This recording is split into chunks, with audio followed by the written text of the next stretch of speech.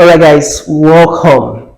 Today we are going to start the development of SHA-DE, and personally I am actually very excited about this project. Now for so many reasons, right?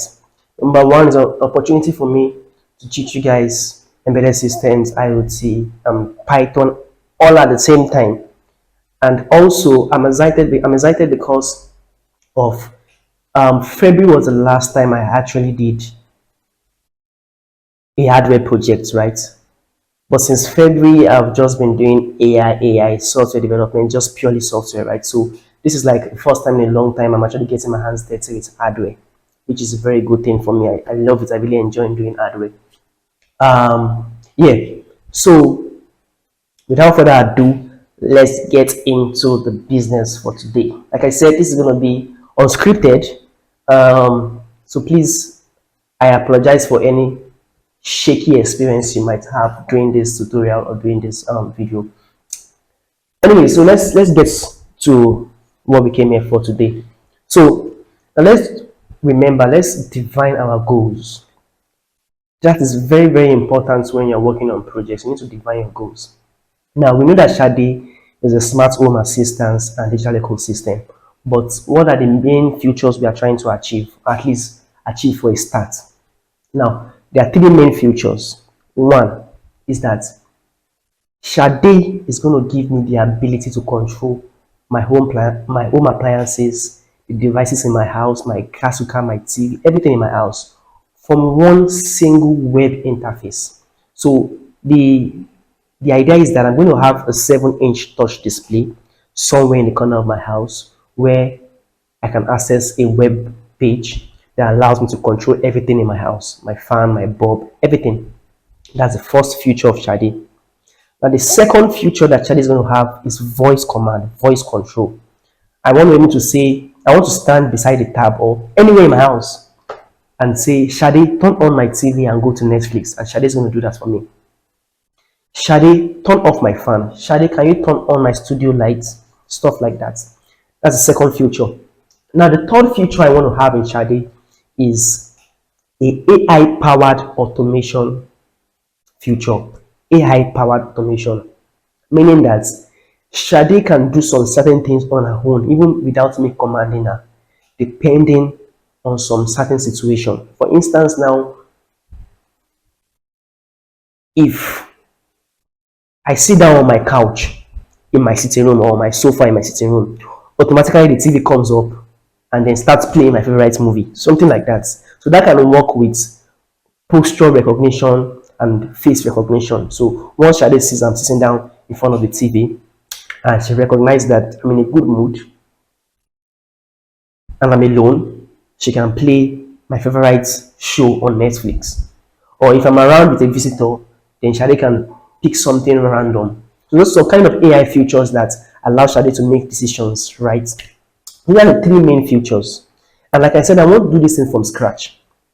Now, the truth is that there are several options on how to build your own home automation system, right? There are easy options, there are easier options. That's the truth. But I won't do this the hard way. For the purpose of learning, for the purpose of teaching you guys, and also for the purpose of flexibility, I want to be able to, adjust things and make things to my own taste. That's the three main features. Now that we've defined our goal, let's talk about how we want to achieve this. Now, in any home automation system, one of the most important things is communication, right? SHA-DE needs to be able to communicate with everything in my house, including my TV, my wall socket, my fan, my bulb, right? And these things too need to be able to communicate with each other. That means my TV can even communicate with my gas cooker. My gas cooker can communicate with my fan, right? So there's this web of communication between everything in my house, right? And then there needs to be a standard of communication. I can't just put all these things on my Wi-Fi network and allow them to just communicate in a random kind of manner. There needs to be a standard way they communicate, right? And that leads me to what we call MQTT. I sincerely don't know the full meaning of MQTT. I don't even know if it has the full meaning. All I know is that MQTT is a very popular machine-to-machine communication protocol. Now, MQTT is something that is used in a lot of home automation brand and devices out there, right? All right. So if you go to Google and search what is MQTT, the definition you see on Wikipedia is that it is a lightweight publish subscribe machine to machine network protocol. A publish subscribe machine to machine network protocol. Now, the special thing about MQTT is this so-called thing called publish subscribe. Now, what does that mean? Now, think about it like YouTube. In YouTube, you only get notified most of the time. You get notified about content posted on channels that you subscribe to. You understand? So in order for you to get information from a particular channel, you need to be subscribed to it, right? That is a simplified way of how YouTube works, right? That's the same thing that happens in MQTT. Now, we have devices on the network, on the Wi-Fi network, right? Now, these devices can create what we call a topic. Now, when they create a topic, when a device creates a topic, all the device needs to do is to publish whatever information it needs to publish into that topic, right? For instance, if you have a temperature sensor in your sitting room, that temperature sensor can create a topic in what we call the MQTT broker. So there's an MQTT broker in the center of the network, which can be a machine or any computer, right?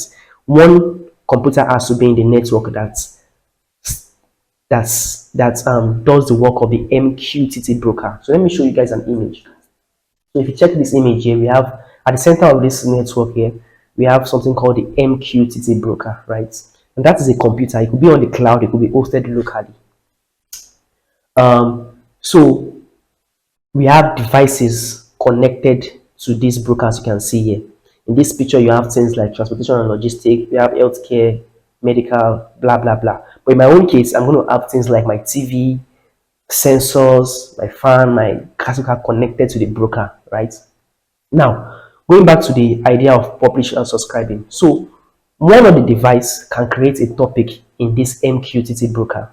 So, I'll just call it broker for now. So, one of the device can create a topic in this broker. Now, these devices are sometimes referred to as nodes, N-O-D-E, as nodes, right? So a node can create a topic in the broker and then publish information into that topic, any kind of information, right? So for instance, like the temperature sensor is going to be publishing the temperature of the room into that topic. If it is, let's say, a fan, right? The fan can be publishing its current speed into that topic. I'm at speed 11, I'm at speed 12 into that topic. Maybe say, let's say every 5 minutes, right? For the sensor, it could be every 5 seconds, right? Now, that information gets to that topic. Now, but the only devices that receives that information are devices that are subscribed to that topic. So let's say logistic now. Every 5 seconds, logistic is posting a particular information into a topic called logistic topic. Right now, transportation, medical, and energy here, right, can subscribe to that topic called logistic topic. So anytime logistic posts an information into that logistic topic in the broker, these guys can get that information, right? They only get the information if they are subscribed to that topic. Do you understand? So you can have more than one devices subscribe to a particular topic, right? And then a particular device is publishing to that topic. So the person providing information is called the publisher, and the person getting information from a topic is called the subscriber, right? So that's what they mean by a publish, subscribe, or subscribe, publish, machine to machine protocol. Somebody is publishing information to a particular topic, and somebody else is taking the information from the topic. So now the question is, how do you create an MQTT broker in your Wi-Fi network in your house? Now remember, in order for this system to work, all the devices, including the MQTT broker, must be on the same network. Now you can actually, now when I say network, on the same network, it doesn't just mean on the same Wi-Fi network. You can actually host your MQTT broker on the cloud on internet.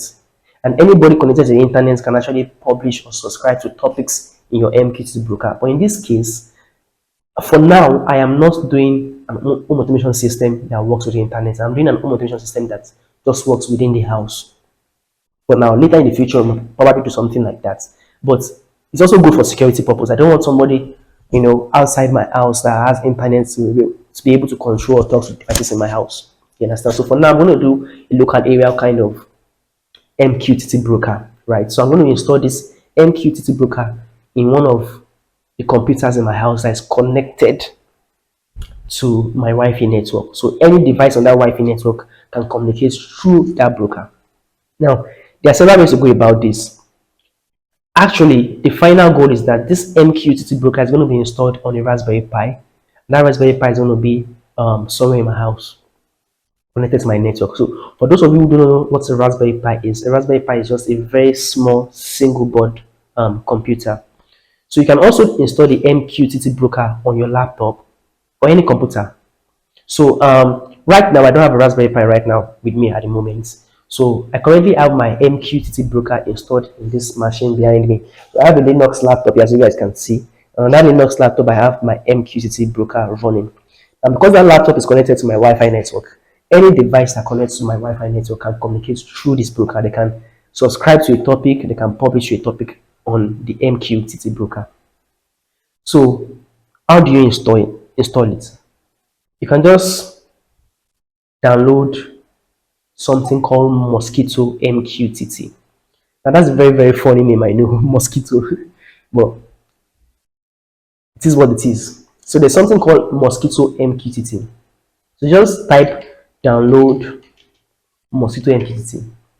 And the very first link here, you're going to see the installation files for Windows, Mac, Debian, Raspberry Pi, Ubuntu, right?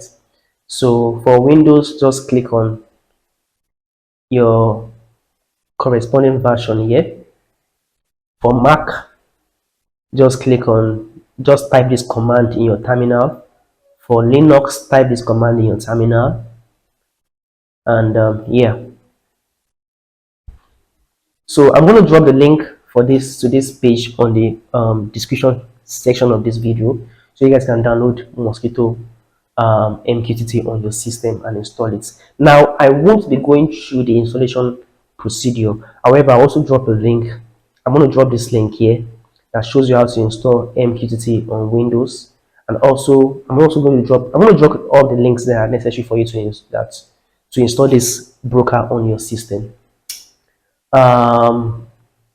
Yeah, so once you install the broker, for instance, if you install the broker on Linux, once you do snap install Mosquito, all you need to do is just to start the broker by typing systemctl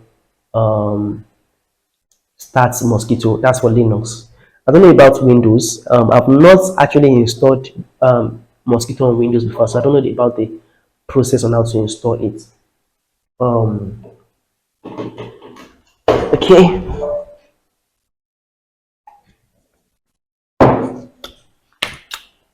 But the process is quite straightforward. There's usually just two things you need to do: install the broker and start the broker. And for Linux, once you start the broker, everything else is automatic. The broker starts automatically on Linux. Even once you turn off your system and turn it on back, the broker comes up itself. So it's something that you don't need to. You don't need to start once, and once you start once, you are good to use it. You are good to go. So I have my home broker running on my Linux machine there. Yeah, so after we've downloaded and installed Mosquito MQTT broker, the next thing we need to do is to download something called MQTT Explorer that allows us to manage the broker. Now, the interesting thing is that the Explorer can be on a different computer entirely. You can have the broker running on your Mosquito broker running on, like I have my Mosquito broker running on this Linux, right? You can have the Mosquito Explorer, sorry, the MQTT Explorer running on a different system. So all you need to do is just to type download MQTT Explorer. And the very first link here also, you just scroll down, download the respective version. So I'm currently on a Windows here, so I already have this installed. So I'm just going to open it for you guys so you can see. Now, once you install the broker, sorry, the Explorer, the very first time you open it, what you would see is something. You're going to see a different thing entirely, actually. So it's going to ask you to connect to the broker. So let me see if I can log out from this broker and then let's see, disconnect. Okay, good. So the very first time you start the MQTT Explorer, this is what you see. So what you need to do is just to simply give your broker a name. I'm going to call it my Linux, and then you have to enter the IP address of where the broker is currently running. Now the IP address of the system you have the broker installed. So in my own case, the system behind me is running the broker. So I'm going to enter the IP address of that system. 192.168.0.132. That's the Now this IP address is the IP address of the computer on the Wi-Fi network. So for those of you who don't have a router or a Wi-Fi network in your house, you can actually use your phone hotspot. It's going to work fine also. So if you go to your phone settings, go to your hotspot settings and check connected device, you're going to see the IP address of all the devices connected, right? So just look for which one belongs to the system in which the broker is running, right? So this is the IP address, and then the port by default is 1883. So all you need to do is if you have a, if yeah so when you install Mosquito Broker, by default there's no username, there's no password, but you can actually add those things if you want to, but I didn't add that to mine to make things easy. So all you need to do is just to click on connect, and now you are connected. Good. So I actually have some devices already connected to my broker. As you can see, I have my sitting room here, and I have all these things you see here. But for now, just ignore what you see here. I'm going to show you how to. This space is just for this Explorer. The purpose of this Explorer is for us to see those topics that the devices have created, right? For us to see the messages or the information that have been published in those topics. You understand? So it's kind of a dashboard to monitor the communication between your devices, right? So we'll come back to this later, but just ensure you have this installed. Now, what else do you need to install on your system? You also need to install Visual Studio Code. To install that, just simply go to Google and type download Visual Studio and install also.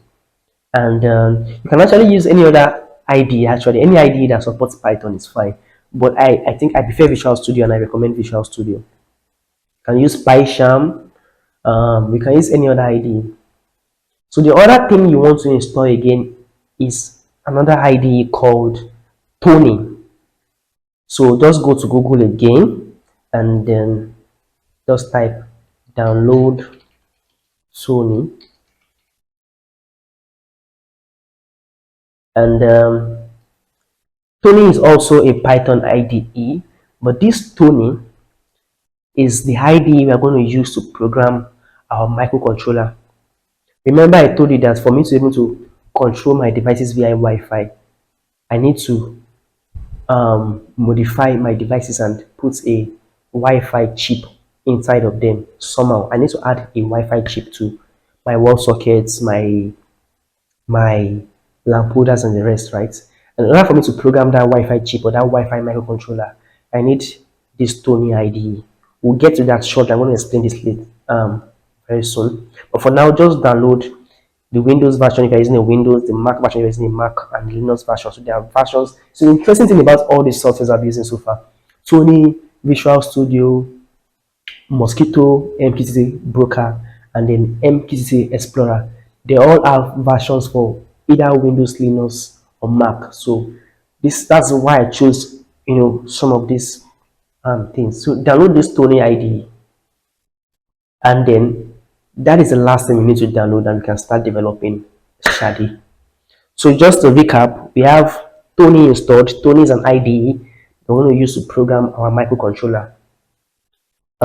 We have Visual Studio installed. Visual Studio is the actual IDE we're going to use to develop SHA-DE program, SHA-DE software. And then you have your MQTT Explorer, which allows us to manage our MQTT broker to see the information that is being sent from one device to another device in the Wi-Fi network. And finally, we have our MQTT broker. Now, everything I've said, right? The Explorer, the broker, the Visual Studio, and the Tony, all of them except for the broker needs to be on the system you are developing on, right? In this case, I'm working with this Windows system I'm currently sharing the screen with you guys right now. Now, everything has to be installed in this system.